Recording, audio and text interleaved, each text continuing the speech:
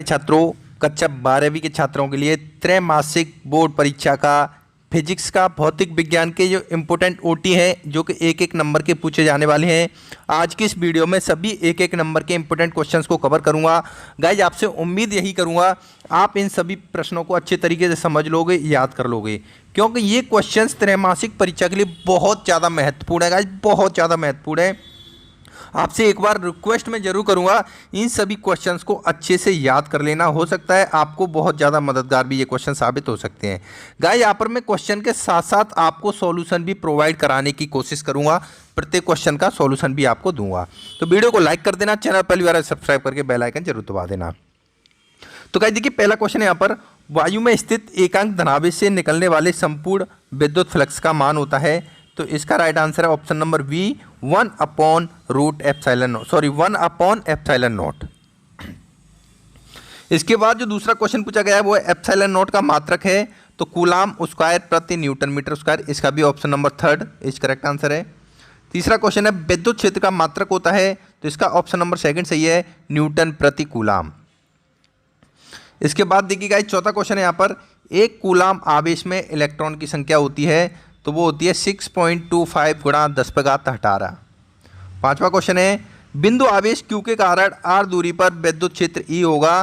तो इसका भी option number second is correct answer है, E प्रोपोर्शनल 1/r²। गाइस, छठवां क्वेश्चन है, आवेश का बिमी सूत्र। तो आवेश का बिमी सूत्र होता है AT। इसके बाद नेक्स्ट चैप्टर में हम आ जाएंगे। तो यहाँ पर देखिए नेक्स्ट चैप्टर के क्वेश्चन आपके सामने आ चुके हैं, जिसमें देखिए पहला क्वेश्चन यहाँ पर विद्युत विभव का मात्रक है। तो विद्युत विभव का मात्रक क्या होता है? वोल्ट होता है, ये आप सभी को पता ही होगा। दूसरा क्वेश्चन है, पृथ्वी का विद्युत विभव कितना होता है? तो गाइस, जो अर्थ का विद्युत विभव होता है वो 0 होता है। इसका option number is correct answer. इसका थर्ड क्वेश्चन है, गोलीय चालक की धारिता का सूत्र लिखिए। तो गोलीय चालक की धारिता का सूत्र होता है 4πε0r। इसका option number third is right answer. इसके बाद देखिए गाइस, चौथा क्वेश्चन है, संधारित्र की प्लेटों के मध्य वायु के स्थान पर कुचालक माध्यम भरने से उसकी धारिता पर क्या असर पड़ता है? तो गाइस, उसकी धारिता बढ़ जाती है। इसका option number third is correct answer. दो संधारित्रों को श्रेणी क्रम में जोड़ने पर प्रत्येक संधारित्र पर समान होगा, तो उसका आवेश समान होता है। तो गाइस, यहाँ पर ये अभी हम ऑब्जेक्टिव क्वेश्चंस के बारे में डिस्कस कर रहे हैं। इसके बाद रिक्त स्थान की पूर्ति के बारे में भी डिस्कस करेंगे। किसी चालक में विद्युत का प्रवाह होता है तो वो मुक्त इलेक्ट्रॉनों के द्वारा होता है। इसका ऑप्शन नंबर सेकंड सही है। अतिचालक पदार्थ की चालकता होती है। तो गाइस, जो अतिचालक पदार्थ होते हैं उनकी चालकता अनंत होती है। तीसरा क्वेश्चन है,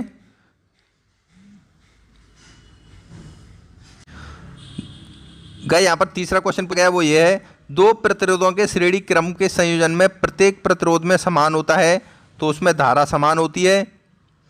इसके बाद देखिए गाइस, चौथा क्वेश्चन पूछा गया है, एक तार को खींचकर उसकी लंबाई 2 गुनी करने पर उसका प्रतिरोध होगा। तो गाइस, उसका प्रतिरोध 4 गुना बढ़ जाएगा। इसका option number fourth is correct answer. पांचवें क्वेश्चन पूछा गया है, ओमीय प्रतिरोध है। तो इसका भी ऑप्शन नंबर फोर्थ है, तांबे का तार। छठवें क्वेश्चन पूछा है, विद्युत धारा का ऐसा ही मात्रक है। तो गाइस, विद्युत धारा का ऐसा ही मात्रक होता है, वो होता है एम्पियर। तो यहाँ पर हमने ऑब्जेक्टिव क्वेश्चंस को कवर कर दिया। इसके बाद हम आगे की पीडीएफ में जाएंगे तो उसमें हम देखेंगे रिक्त स्थान की पूर्ति। गाइस, सारे के सारे रिक्त स्थान की पूर्ति यहाँ पर मैं बताऊंगा, इन सभी को आपको याद करना है। तो पहला है देखिए, विभव प्रवणता का ऐसा ही मात्रक होता है। तो विभव प्रवणता का ऐसा ही मात्रक होता है, वो होता है न्यूटन प्रति कूलाम अथवा वोल्ट प्रति मीटर। दो होते हैं, इनमें दो में से आप कोई भी एक लिख सकते हो। इसके बाद गाइस, यहाँ पे देख सकते हो बहुत सारी रिक्त स्थान की पूर्ति है, इन सभी के सॉल्यूशन के साथ बताऊंगा।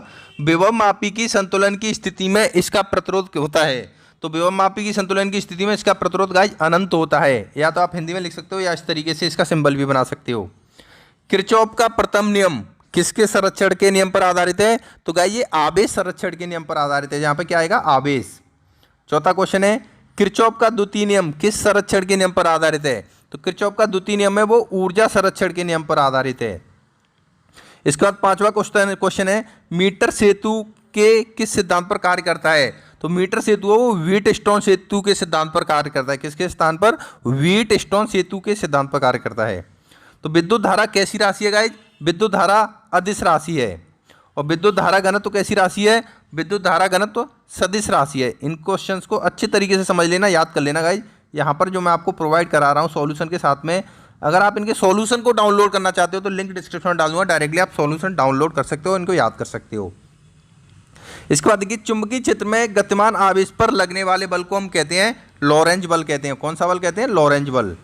लॉरेंज बल का फॉर्मूला क्या होता है? वो होता है F बराबर QV। ये फॉर्मूला आपको यहाँ पर नोट करना है। आदर्श वोल्ट मीटर का प्रतिरोध होता है कितना होता है? इन्फिनाइट, यानी अनंत होता है। आदर्श वोल्ट मीटर का प्रतिरोध यहाँ पर हम लिख देंगे क्या? अनंत, इस तरीके से। इसके बाद देखिए एक आदर्श अमीटर का प्रतिरोध होता है, वो होता है शून्य होता है। कितना होता है? 0। उसके बाद देखिए 5वां क्वेश्चन है, किसी पदार्थ की चुंबकीय क्षेत्र में चुंबकन अर्जित करने की सामर्थ्य को कहते हैं। तो गाइस इसका आंसर आप हमें कमेंट करके बताइए। इसके बाद यहाँ पर हम नेक्स्ट रिक्त स्थान की पूर्ति देखते हैं। तो इसमें देखिए पूछा गया है, विद्युत चुंबकीय युक्तियों में डेडेडेस के प्रभाव को कम करने के लिए क्रोड को प्रचलित किया जाता है। तो यहाँ पर क्या आ जाएगा? भंवर धाराओं के प्रभाव को कम करने के लिए। नेक्स्ट क्वेश्चन है, चुंबकीय फ्लक्स में परिवर्तन की दर के अनुक्रमानुपाती होता है। तो प्रेरित विद्युत वाहक बल के अनुक्रमानुपाती होता है। क्या भरा जाएगा इसमें? प्रेरित विद्युत वाहक बल। तीसरा क्वेश्चन है, स्वप्रेरकत्व किसी कुंडली की माप है। तो गाइस इसमें आएगा स्वप्रेरकत्व धारा में परिवर्तन के विरोध की माप है। किसमें? धारा में परिवर्तन के विरोध। और चौथा क्वेश्चन है, प्रत्यावर्ती धारा जनित तो किस सिद्धांत पर कार्य करता है? तो यह फैराडे लॉ के सिद्धांत पर कार्य करता है।